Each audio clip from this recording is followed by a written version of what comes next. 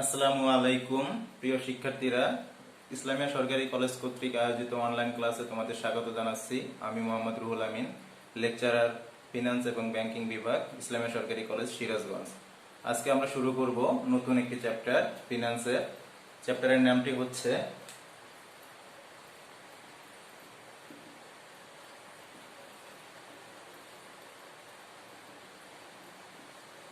Capital budgeting, বাংলায় যাকে বলা হয় মূলধন বাজেটিং। চ্যাপ্টারের নাম থেকে আমাদের প্রথম প্রশ্ন, ক্যাপিটাল বাজেটিং কি? আমি যদি একদম স্বল্প ভাষায় একদম স্পেসিফিকলি বলি, সেক্ষেত্রে আমাদের বলতে হবে ক্যাপিটাল বাজেটিং বা মূলধন বাজেটিং হচ্ছে দীর্ঘমেয়াদী বিনিয়োগ সিদ্ধান্ত। দীর্ঘমেয়াদী বিনিয়োগ সিদ্ধান্তকেই ক্যাপিটাল বাজেটিং বা মূলধন বাজেটিং বলে। ইংরেজিতে যদি আমরা বলি তাহলে বলতে পারি capital budgeting is a process of making long term decision, long term investment decision.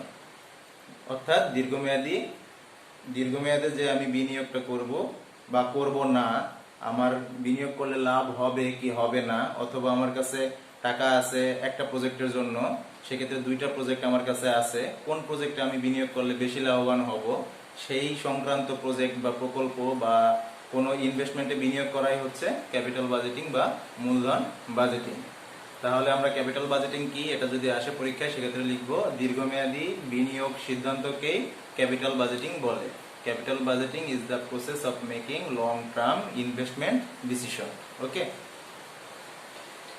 Capital budgeting বা লং টার্ম বিনিয়োগ সিদ্ধান্ত যদি আমরা নিতে চাই, সেক্ষেত্রে আমাদের অনেকগুলো পদ্ধতি আছে যেগুলো ফলো করে আমাদের বিনিয়োগ সিদ্ধান্ত নিতে হয়।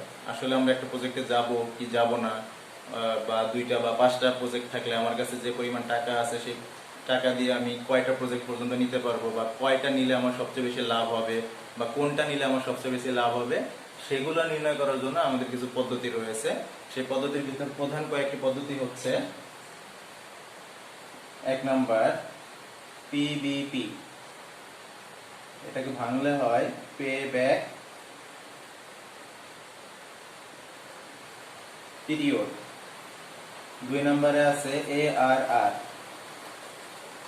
অ্যাভারেজ অ্যাকাউন্টিং রিটার্ন, অথবা average rate of return. Average accounting return যেহেতু লিখেছি, সেক্ষেত্রে আমরা এটাকে AAR ও বলতে পারি। তিন নম্বর একটা বহুল প্রচলিত পদ্ধতি আছে, সেটার নাম হচ্ছে NPV বা net present value. Net present value. চার নম্বরে আরেকটা পদ্ধতি আছে, সেটা হলো IRR।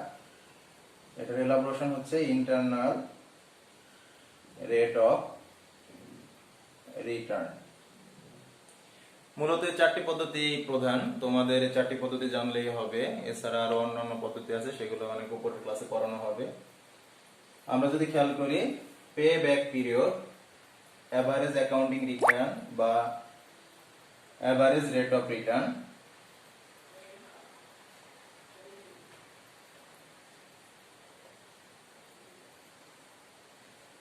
Net present value, IRR, এগুলোর বাংলা কি? আমি যদি এটাকে ভাঙি, সেক্ষেত্রে হয় পে ব্যাক পিরিয়ড। অর্থাৎ পে মানে পরিশোধ, ব্যাক মানে ফেরত, পিরিয়ড মানে সময়। অর্থাৎ আমার কোনো টাকা ইনভেস্ট করলে সেটা ব্যাক করতে যে সময়টা লাগতেছে সেই সময়টা। অ্যাভারেজ অ্যাকাউন্টিং রিটার্ন, গড় হিসাব বিজ্ঞান হার, অথবা অ্যাভারেজ রেট অফ রিটার্ন, গড় মুনাফার হার। NPV, নেট প্রেজেন্ট ভ্যালু, এটার বাংলা হচ্ছে নেট বর্তমান মূল্য। IRR, internal rate of return, এটার বাংলা হচ্ছে অভ্যন্তরীণ rate of return.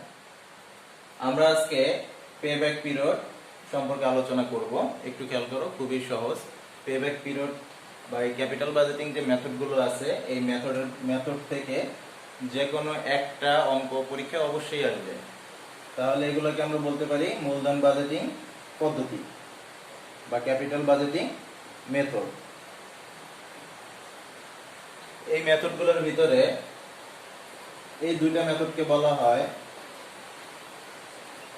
Non discounted method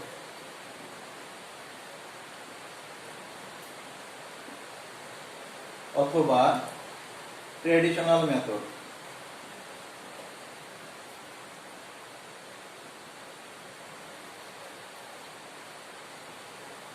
আর পরের দুইটাকে বলা হয় ডিসকাউন্টেড মেথড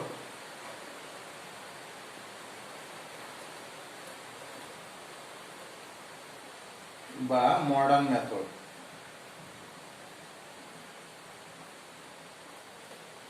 আজকের ক্লাসে আমরা নন ডিসকাউন্টেড মেথড বা ট্রেডিশনাল মেথডের প্রথম মেথডটি দেখব, পে ব্যাক পিরিয়ড।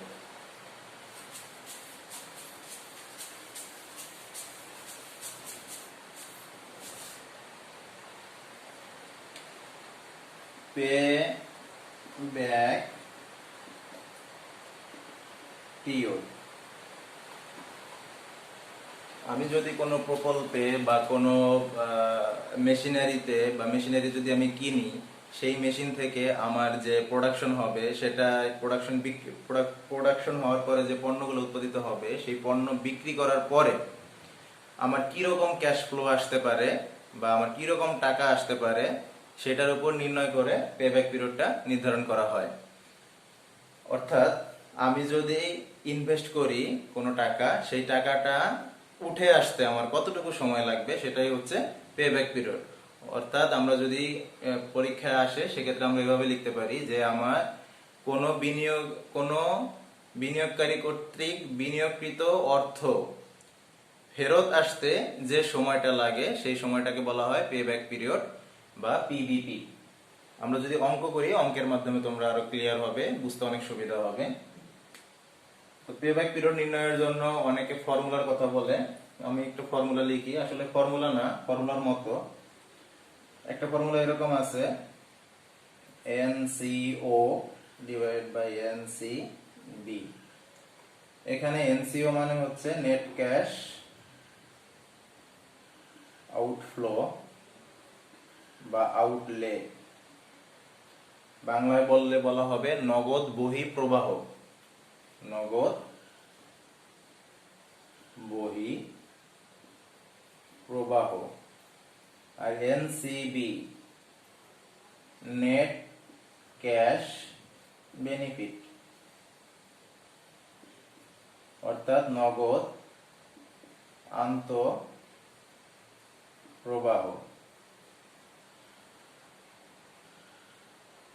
আর একটা ফর্মুলা আছে এরকম, A plus NCO minus C divide by D। এখন পেব্যাক পিরিয়ড নির্ধারণের সময় কোন ফর্মুলাটা আমরা কখন ইউজ করব? এক নম্বর ফর্মুলাটা আমরা তখন ইউজ করব যখন দেখব আমার নগদ আন্তঃপ্রবাহ এর হার সমান। হার সমান বলতে এরকম যে আমি কোনো একটা মেশিন কিনলাম 4 লক্ষ টাকা দিয়ে, এখন আমি ধরে নিলাম যে 4 বছরের ভিতরে আমার এই মেশিনের টাকাটা উঠে আসবে। সেক্ষেত্রে আমার প্রত্যেক বছর কত টাকা করে লাগে? 1 লক্ষ টাকা। তো 1 লক্ষ টাকা করে যদি আমি প্রত্যেক বছর পাই, অন্যভাবে যদি বলি, সেক্ষেত্রে আমার ওই প্রাথমিক বিনিয়োগ 4 লক্ষ টাকা উঠে আসতে কত সময় লাগবে? 4 বছর। যখন এরকম হবে যে আমার টাকা প্রাপ্তি বা নগদ টাকা বা নগদ আন্তঃপ্রবাহ আসার পরিমাণ সমান হবে প্রত্যেক বছর বা প্রত্যেক সময়ে পরে বা প্রত্যেক টাইম ইন্টারভাল বা সময়ের ব্যবধান পরে, তখন এই ফর্মুলাটা ইউজ করা হবে। আরো যদি আমি স্পেসিফিকলি বলি, যখন আমরা অ্যানুইটি আকারে পাবো, অ্যানুইটি তোমরা জানো, অ্যানুইটি মানে হচ্ছে একটা নির্দিষ্ট সময় পর পর সেম পরিমাণ টাকা পাওয়া যায় যেখানে। অর্থাৎ দুইটা শর্ত অ্যানুইটির ক্ষেত্রে মানতে হয়। একটা হলো যে আমার টাকা পাওয়ার পরিমাণ সমান হবে, আবার টাইম গ্যাপ যেটা আছে, সময়ের ব্যবধান, সেটাও সমান হবে, তখন আমরা এটা ইউজ করব। আর যখন আমার নগদ আন্তঃপ্রবাহ গুলো ভ্যারি করবে একটা ইয়ারের সাথে আর একটা ইয়ার, তখন আমরা এই ফর্মুলাটা ইউজ করব। আমরা অঙ্কে যাই, অঙ্কে গেলে আরো সহজ হবে বুঝতে। আমরা দেখি 1 নম্বর অঙ্ক, আমার সাথে সাথে তোমরাও লিখো খাতায়।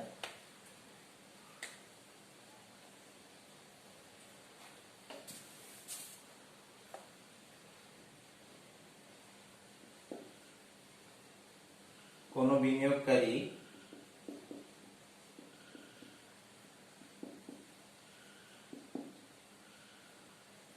৳4,00,000 একটি প্রকল্পে বিনিয়োগ করতে আগ্রহী। উক্ত প্রকল্প হতে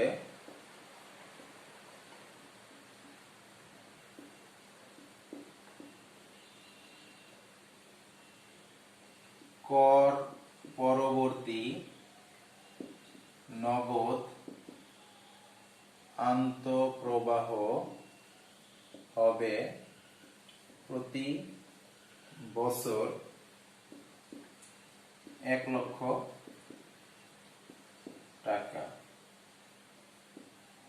তাহলে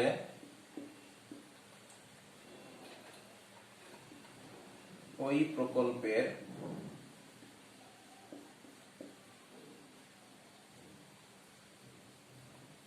পেব্যাক পিরিয়ড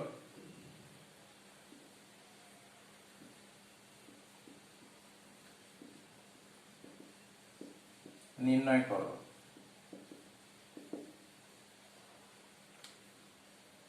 ওকে, দেখি তাহলে আমাদের অঙ্কে বলা আছে কি যে একজন বিনিয়োগকারী ৳4,00,000 একটা প্রকল্পে বিনিয়োগ করবে।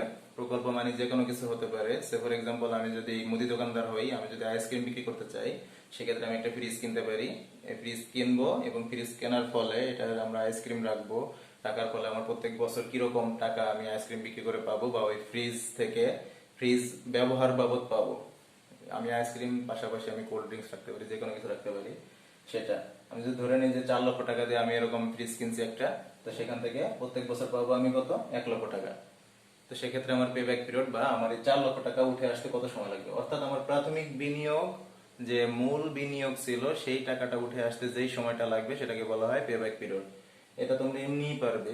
দেখো, আমার যদি প্রত্যেক বছর ৳1,00,000 হয়, সেক্ষেত্রে ৳4,00,000 আসতে কত বছর লাগবে, 4 বছর। খুব সিম্পল। এখন সেটাকে আমরা ফর্মুলার মাধ্যমে দেখাবো। ফর্মুলা ছিল, প্রথমটা আমি বলেছিলাম যে আমাদের যখন অ্যানুইটি আকারে টাকা পাবো, অ্যানুইটির মতো করে, তখন আমরা প্রথম ফর্মুলাটা ইউজ করব। সেটা ছিল কিরকম, পে ব্যাক পিরিয়ড সমান সমান NCO ডিভাইডেড বাই NCB। ওকে, তাহলে আমাদের NCO কত, ৳4,00,000, আর NCB কত, ৳1,00,000। সেক্ষেত্রে আমার পে ব্যাক পিরিয়ড কত হবে, 4 বছর। খুবই সিম্পল। হ্যাঁ, এখন যদি আমার প্রত্যেক বছর ৳1,00,000 না হয়ে টাকাটা ভেঙে ভেঙে আসে, সেক্ষেত্রে কিরকম হবে সেটা আমরা দেখব। আর এখানে একটা গুরুত্বপূর্ণ কথা, সেটা হচ্ছে যে এখানে আমি লিখেছিলাম যে উক্ত প্রকল্প হতে কর পরবর্তী নগদ আন্তঃপ্রবাহ হবে। কর পরবর্তী নগদ আন্তঃপ্রবাহটা আমাদের সবসময় কাজে লাগবে পেব্যাক পিরিয়ড নির্ণয়ের ক্ষেত্রে। তো সেক্ষেত্রে আমাদের যদি কর পূর্ববর্তী নগদ আন্তঃপ্রবাহ দেওয়া থাকে, সেক্ষেত্রে আমাদের কর পরবর্তী আন্তঃপ্রবাহ বের করে নিতে হবে। তো সেটা কিভাবে করব সেটা আমরা পরে দেখব। এখন আমরা দেখি, যদি আমাদের এই ৳4,00,000 বিনিয়োগ করে থাকি এবং কর পরবর্তী নগদ আন্তঃপ্রবাহগুলো ভিন্ন ভিন্ন হয়, অর্থাৎ অ্যানুইটি আকারে না এসে মিশ্র আকারে আসে, সেক্ষেত্রে কিরকম হবে আমরা দেখি। কর পরবর্তী সেম জিনিস রাখলাম আমি, কর পরবর্তী নগদ আন্তঃপ্রবাহ হবে, আমি বক্স করে দেই,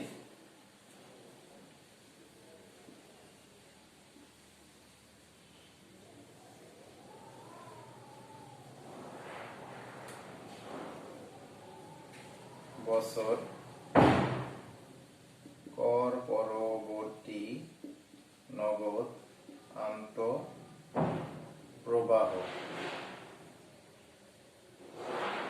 1, 2, 3, 4, 5। 1, 2, 3, 4, 5। আমি ধরে নিলাম প্রথম বছরে আমার নগদ আন্তঃপ্রবাহ হবে 25,000, দ্বিতীয় বছরেও 25,000 ধরলাম, পরবর্তী বছরে 30,000, পরবর্তী বছরে 40,000, পরবর্তী বছরে আবার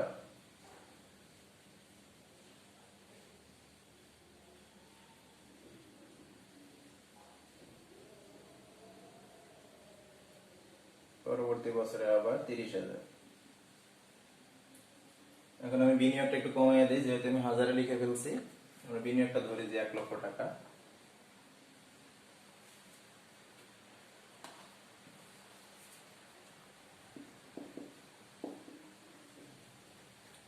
ওকে, সেক্ষেত্রে আমরা আবার অঙ্কটা দেখি। অঙ্কটা আবার নতুন করে দিলাম। কোন বিনিয়োগকারী 1 লক্ষ টাকা একটি প্রকল্পে বিনিয়োগ করতে আগ্রহী। উক্ত প্রকল্প হতে কর পরবর্তী নগদ অন্তঃপ্রবাহ হবে এরকম, অর্থাৎ প্রথম বছরে এত টাকা, দ্বিতীয় বছর এত টাকা, তৃতীয় বছর এত টাকা, চতুর্থ বছর এত টাকা, পঞ্চম বছর এত টাকা। এরকম হলে পে ব্যাক পিরিয়ড নির্ণয় করো। করণীয় কি? পে ব্যাক পিরিয়ড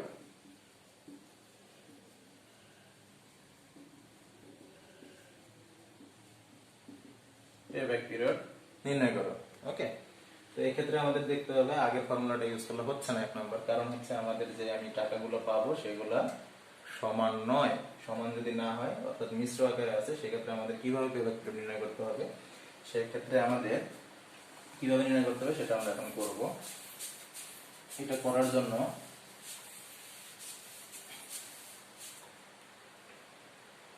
আমাদের ক্রমযোজিত নগদ আন্তঃপ্রবাহটা বের করতে হবে। ক্রমযোজিত নগদ আন্তঃপ্রবাহ জিনিসটা কি সেটা আমি দেখাচ্ছি, খুবই সহজ। আগে আমরা বক্স করে ফেলি।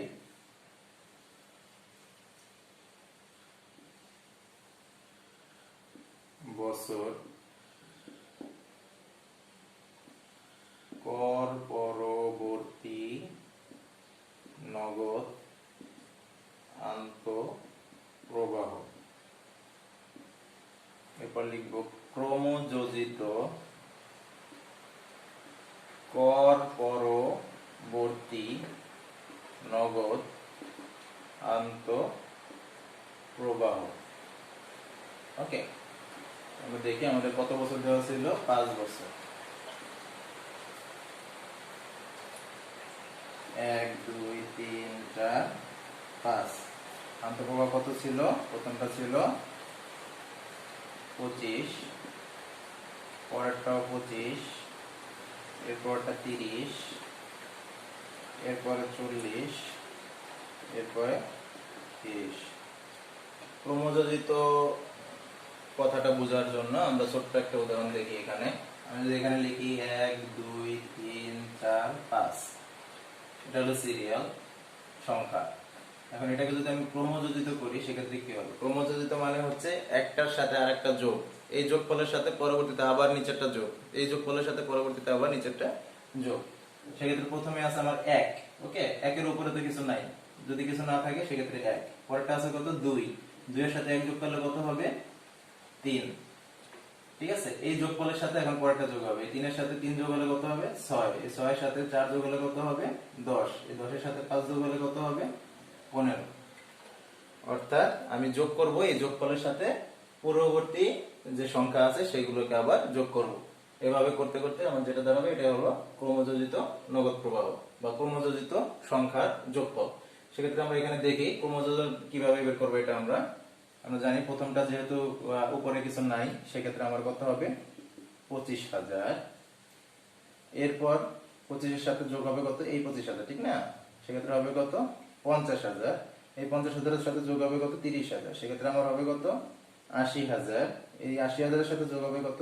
40,000। সেক্ষেত্রে হবে কত? 1,20,000। 1,20,000 এর সাথে যোগ হবে 30,000। সেক্ষেত্রে হবে কত? 1,50,000। ওকে, তো আমার প্রাথমিক বিনিয়োগ কত ছিল? প্রাথমিক বিনিয়োগ আমার মনে আছে 1 লক্ষ টাকা ছিল। তো আমরা দেখব কোন জায়গায় গিয়ে আমার 1 লক্ষ টাকা আমার ক্রমযোজিত নগদ প্রবাহতে হয়েছে, অথবা 1 লক্ষ টাকাকে ক্রস করেছে। আমরা দেখি আমাদের এখানে ক্রমযোজিত নগদ প্রবাহ 80,000 টাকা এখানে আছে, আর 1,20,000 টাকা এখানে আছে। তার মানে হচ্ছে আমার দরকার কত? 1 লক্ষ টাকা। তার মানে হচ্ছে পে ব্যাক পিরিয়ডটা এই দুইটার মধ্যে আছে। 80,000 এর চেয়ে বেশি, আবার 1,20,000 এর চেয়ে কম। দ্যাট মিন্স 1 লক্ষ টাকা হলো আমার পেব্যাক, আমার প্রাথমিক বিনিয়োগ। সেই টাকাটা তো আমি তুলে নিয়ে আসবো পেব্যাক পিরিয়ড নির্ণয় করার জন্য। তো আমার পেব্যাক পিরিয়ডটা রয়ে গেছে কোথায়? এইখানে। অর্থাৎ আমার 3 বছর তো লাগবেই, এর চেয়েও আরেকটু বেশি লাগবে, বা 4 বছর পুরোপুরি লাগতেছে না। কারণ কি 3 বছরেও হচ্ছে না, বা 4 বছরের বেশি হয়ে যাচ্ছে। তো এরকম যখন হবে তখন আমরা দ্বিতীয় ফর্মুলাটা ইউজ করব। তো আমরা দেখি আমাদের দ্বিতীয় ফর্মুলাটা কি ছিল। পে ব্যাক পিরিয়ড সমান সমান এ প্লাস এনসিও minus C divide by D, এরকম লিখছিলাম আর কি। হ্যাঁ, তো এখন এখানে এ মানে কোনটা? এ মানে হচ্ছে বছর, যেই বছরে আমার টাকাটা কাছাকাছি চলে গেছে, অর্থাৎ আমার যে 1 লক্ষ টাকা বিনিয়োগ সেটার কাছাকাছি চলে গেছে, অথবা সেটা 1 লক্ষ টাকাও যদি এখানে হয়ে যেত, সে ফর এক্সাম্পল এখানে যদি যোগফল 1 লক্ষ টাকা হতো, সেক্ষেত্রে এখানে আমরা আমার পুরো পে ব্যাক পিরিয়ডে হতো কত, এর মান কত হতো 3। এখন 1 লাখ টাকা হয় নাই, তাও 3 হবে, কারণ আমার 1 লক্ষ টাকা দরকার, 80,000 টাকা আগে আছে, আমার 1,20,000 আবার বেশি হয়ে যায়। সেক্ষেত্রে কি হবে, 3 বছর যোগ এনসিও, এটা আমরা জানি এটা কত, 1 লক্ষ টাকা। নেট ক্যাশ আউটফ্লো আমাদের প্রাথমিক বিনিয়োগ ছিল 1 লক্ষ টাকা, মাইনাস সি। সি বলতে আমরা কোনটা বুঝবো? সি বলতে বুঝবো আমরা এটা হলো এ, সি বলতে বুঝবো আমরা ওই যে যেটা আমার প্রাথমিক বিনিয়োগের কাছাকাছি চলে গেছে, সেটা ক্রমযোজিত কর পরবর্তী নগদ আন্তঃপ্রবাহকে, এটা হলো সি। তো এটা কত, 80,000। আচ্ছা, ডি, ডি কোনটা হবে? ডি হবে কর পরবর্তী নগদ আন্তঃপ্রবাহ। এখানে খুব খেয়াল করতে হবে, এটা কিন্তু এটা নিচেরটা হবে না, ডি হবে এটা। কারণ কি? কারণ হলো আমার এখন শর্ট আছে কত টাকা, আমি যদি বলি আমার দরকার 1 লক্ষ টাকা, আমার শর্ট আছে কত টাকা, 20,000 টাকা। 80,000 টাকা যেহেতু আমি পেয়ে যাচ্ছি, আমার আর শর্ট আছে কত, 20,000 টাকা। তো সেই 20,000 টাকা আমার এই 40,000 টাকা থেকে নিতে হবে। তো 40,000 টাকা তো পুরো লাগতেছে না, 20,000 টাকা নিব কোনখান থেকে, চতুর্থ বছরে যে 40,000 টাকা আসছে সেটা থেকে। তো সেক্ষেত্রে আমাদের ডি হবে কত, 40,000। আচ্ছা, এখন যদি আমরা ক্যালকুলেশন করি সেক্ষেত্রে দাঁড়াবে কি, দেখো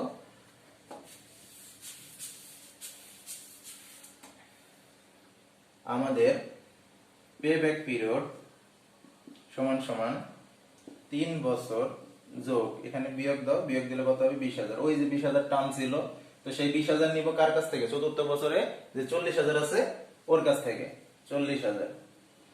তো 3 বছর যোগ এখানে কত হয়, হাফ বছর, দ্যাট মিন্স 3.5 বছর, বা তোমরা এইভাবে লিখতে পারো পে ব্যাক পিরিয়ড সমান সমান 3.5 বছর। অর্থাৎ আমার যে 1 লক্ষ টাকা প্রাথমিক বিনিয়োগ ছিল সেই টাকাটা উঠে আসতে কত সময় লাগবে, 3.5 বছর। ঠিক আছে, এখন প্রশ্ন আসবে যে আমরা প্রকল্পটা গ্রহণ করব কি করব না। হ্যাঁ, আমাদের প্রশ্নে বলা থাকবে প্রকল্পটা গ্রহণ করব কি করব না। সেক্ষেত্রে আমাকে আরেকটা পে ব্যাক পিরিয়ড তারা দিয়ে দিবে, যে আমাদের প্রত্যাশিত পে ব্যাক পিরিয়ড হলো, সে ফর এক্সাম্পল এটার ক্ষেত্রে যদি 4 বছর হয়, তারা বলে দিবে আরেকটা pay back period, expected pay back period. তো তারা বলে দিচ্ছে যে 4 বছরের ভিতর যদি তুলে নিয়ে আসতে পারি টাকাটা, সেক্ষেত্রে আমরা নিব। ওকে, বা 4 বছর বা তার কমে। সেক্ষেত্রে আমরা যদি দেখি আমাদের এখানে পে ব্যাক পিরিয়ড কত আসছে, আমাদের অ্যাকচুয়াল পে ব্যাক পিরিয়ড আসছে ক্যালকুলেটেড 3.5 বছর। তো সেক্ষেত্রে আমাদের প্রকল্পটি নেওয়া উচিত হবে কি হবে না? অবশ্যই হবে, কারণ হলো আমার যেই অনুমান করে আমাকে যেটা দিচ্ছে, বা আমার কোম্পানি আমাকে যতটুকু সময়সীমা দিচ্ছে টাকাটা উঠিয়ে আনার জন্য, তার চেয়ে কম সময়ে আমি আমার টাকাটা উঠাইতে পারতেছি, সেজন্য আমরা এই প্রকল্পটা গ্রহণ করব। এখন যদি এরকম হতো, কোম্পানি বলতেছে যে না, এক্সপেক্টেড পে ব্যাক পিরিয়ড হচ্ছে 3 বছর, অর্থাৎ কোম্পানি আমাকে বলে দিয়েছে যে 3 বছরের ভিতর টাকাটা তুলে নিয়ে আসতে হবে। এখন আমি ক্যালকুলেশন করে দেখলাম কি আমার সময় লাগতেছে 3.5 বছর। সেক্ষেত্রে কি আমি এটা গ্রহণ করব? অবশ্যই করব না, কারণ আমার হাফ বছর বেশি লাগতেছে। বেশি লাগলে তো সেই প্রজেক্টে লস হবে, সেই প্রজেক্টে আমরা আগাবো না। ওকে, তো এই ছিল মোটামুটি pay back period. Pay back period যদি আমার কিভাবে নির্ণয় করতে হয় সেটা যদি আমার অ্যানুইটি আকারে পাওয়া যায় বা মিশ্র আকারে পাওয়া যায়, সেই ক্ষেত্রে এটা ফর্মুলা ছিল বা আমাদের ক্যালকুলেশন ছিল। আমরা দেখলাম কিভাবে নিতে হয় বা কিভাবে পে ব্যাক পিরিয়ডের ক্ষেত্রে সিদ্ধান্ত গ্রহণ করতে হয়। আমরা যদি আরেকটু অ্যাডভান্স লেভেলে চিন্তা করি, আমাকে আরেকটু অ্যাডভান্স লেভেলের অঙ্কও দিতে পারে, সেক্ষেত্রে পে ব্যাক পিরিয়ড কিভাবে নির্ণয় করতে হবে সেটা আমরা ডিটেলস পরবর্তী ক্লাসে দেখব। বাট আজকে আমরা পরবর্তী ক্লাসের জন্য যেই জিনিসটা খুব প্রয়োজন হবে জানার জন্য, সেই জিনিসটা আমরা এখানে লিখে রাখবো। যেমন আমরা জানি সেলস, ইনকাম স্টেটমেন্ট আমরা চিনি, ইনকাম স্টেটমেন্টে কি কি থাকে, সেলস থাকে, ঠিক না? সেলস এর থেকে বাদ যায় কি, ভেরিয়েবল কস্ট। ভেরিয়েবল কস্ট বাদ দিলে কি থাকে, এটাকে আমরা বলি কন্ট্রিবিউশন মার্জিন, বা অনেকে শুধু কন্ট্রিবিউশনও বলে, সমস্যা নেই। এটা থেকে আমরা ফিক্সড কস্ট বাদ দিব। ফিক্সড কস্ট বাদ দিলে আমরা কি পাবো? ফিক্সড কস্ট বাদ দিলে আমরা যেটা পাবো সেটা হচ্ছে cash flow before tax, tax and depreciation. সংক্ষেপে আমরা বলতে পারি cash flow before tax depreciation, অথবা ক্যাশ ফ্লো বিফোর ট্যাক্স, যে কোনো নামে থাকতে পারে। তো এখান থেকে আমরা কি বাদ দিব? বোঝাই যাচ্ছে, এখান থেকে আমরা বাদ দিব ডেপ্রিসিয়েশন বা অবচয়।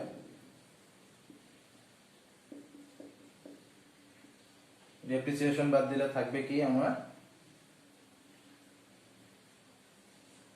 ক্যাশ ফ্লো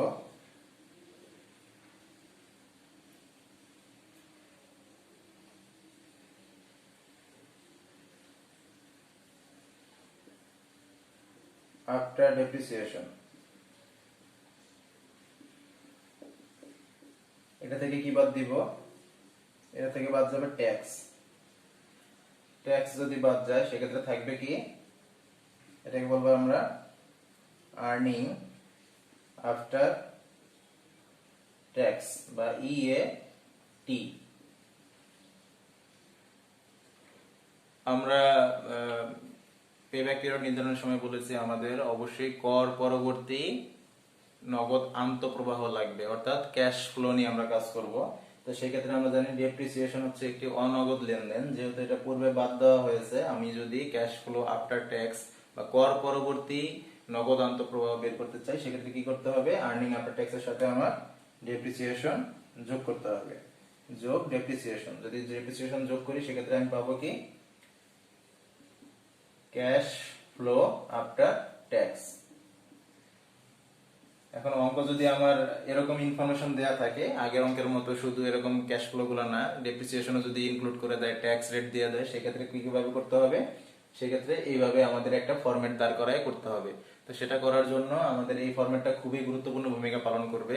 এইভাবে অঙ্ক আসে, একটু যদি অ্যাডভান্স লেভেলের অঙ্ক দিয়ে দেয়, দিতে পারে পরীক্ষায়, সেক্ষেত্রে এই ফরম্যাটটা একটু মনে রাখতে হবে। এরকম হতে পারে যে সেলস দিল না, ভেরিয়েবল কস্ট দিল না, ফিক্সড কস্ট দিল না, দিয়ে দিল কি? Cash flow before tax. এরকম যদি দিয়ে দেয় ক্যাশ ফ্লো বিফোর ট্যাক্স, সেক্ষেত্রে আমার বলে দেওয়া থাকবে যে ডেপ্রিসিয়েশন কত, বা ডেপ্রিসিয়েশন ধরা হয় কোন পদ্ধতিতে, সেক্ষেত্রে আমি ডেপ্রিসিয়েশন বের করব, বের করে বাদ দিয়ে দিব। এরপরে পাবো ক্যাশ ফ্লো আফটার ডেপ্রিসিয়েশন। আবার ট্যাক্স রেট বলা থাকবে যে ট্যাক্স রেট কত হবে।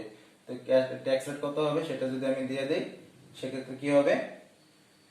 ট্যাক্স বাদ দিয়ে দিলে আমি পাবো কি? আর্নিং আফটার ট্যাক্স, বা আমি যদি আরো বলি অ্যাকাউন্টিং এর ভাষায় নেট ইনকাম বা নেট প্রফিট পাবো। তো সেটার সাথে আমি আবার ডেপ্রিসিয়েশন আমাকে যোগ করতে হবে, কারণ ডেপ্রিসিয়েশন একটি অনগদ লেনদেন। সেটা যদি আমি যোগ করি সেক্ষেত্রে আমি পাবো কি? Cash flow after tax. এবং এই ক্যাশ ফ্লো আফটার ট্যাক্স নিয়ে আমাকে পেব্যাক পিরিয়ড বের করতে হবে। একটু আগে আমরা করে আসছি, সেখানে দেওয়া ছিল কর পরবর্তী নগদ আন্তঃপ্রবাহ। যেহেতু কর পরবর্তী বলা ছিল, সেক্ষেত্রে আমার আর কিছু করা লাগে নাই। আর পরীক্ষায় যদি কোনো কিছু বলে না দেয় যে এই ক্যাশ ফ্লোটা কর পরবর্তী বা পূর্ববর্তী, সেক্ষেত্রে আমাকে পরবর্তী ধরেই করতে হবে। হ্যাঁ, আর ইনফরমেশনের ধরন যখন আমাকে ট্যাক্স রেট বা আমার ডেপ্রিসিয়েশন দিয়ে দিবে, সেক্ষেত্রে ওরা বলে দিবে যে এটা কর পূর্ববর্তী ক্যাশ ফ্লো বা কর পূর্ববর্তী নগদ বহিঃপ্রবাহ, আন্তঃপ্রবাহ, এগুলো সব বলে দিবে। সেক্ষেত্রে আমাকে একটু খেয়াল রাখতে হবে যে আমাকে কি দেওয়া আছে, কি বের করতে হবে। তো আজকের ক্লাসে এই পর্যন্ত থাকুক। আমরা আগামী কালকের ক্লাসে পেব্যাক পিরিয়ড একটু অ্যাডভান্স লেভেলে হলে কিভাবে করা যায় সেটা দেখব। আল্লাহ হাফেজ, সবাই ভালো থাকো। আসসালামু আলাইকুম।